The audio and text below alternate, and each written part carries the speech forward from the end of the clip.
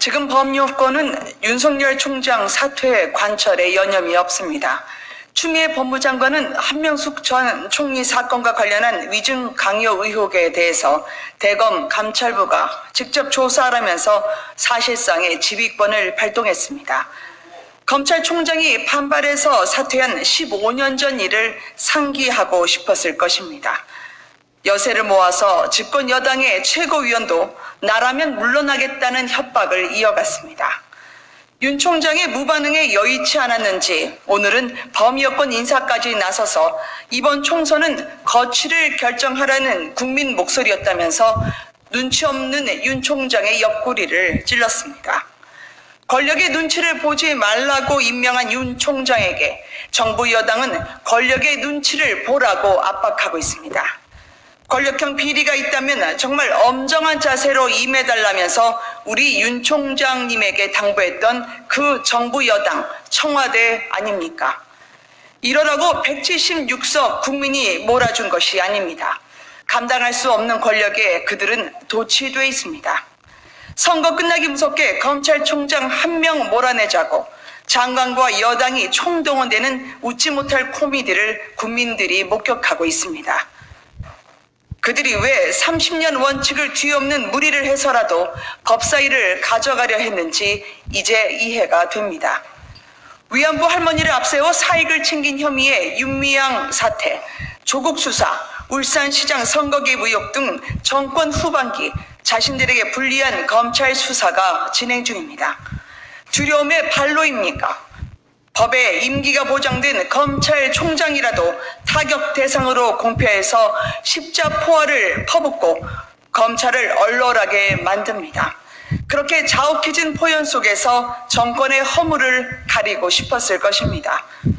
헌법에 명시된 삼권 분립 제치고 사약이냐 아니면 순치냐 택일하라고 들이대는 정부 여당은 대한민국 법치주의 시계를 퇴행의 과거로 되돌리고 있습니다. 2020년 오늘을 사는 국민들만 법이 있는 법사위를 법이 죽는 법사위로 만드는 이 우스꽝스러운 광대극의 끝을 주시하고 있을 것입니다. 청와대의 발표에 대해서 지은주에 대한 반성의식이 없다. 적반하장의 극치라고 반발했던 북한이 오늘은 당해봐야 기분 더러운지 알 것이라면서 대남 전단을 공개했습니다.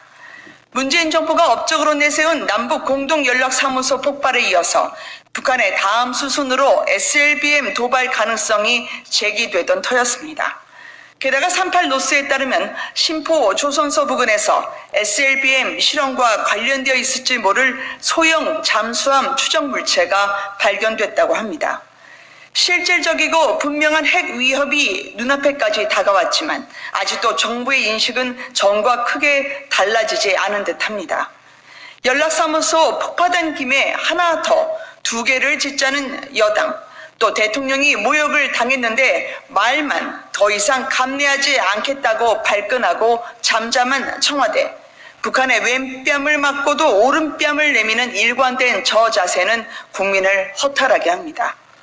한미동맹, 국제사회와의 공조가 절박한 이 와중에 미국과 중국 중 택일할 수 있다는 주미대사의 호언장담이나 포로 쏘지 않은 게 어디냐는 외교통상위원장, 그리고 탈북민을 국회의원 시켜서 북한이 반발한다고 국민보다 김정은의 안색을 먼저 살피는 여당 의원들이 있는 한 북한은 멈추지 않고 자신 있게 대한민국을 교란할 것입니다.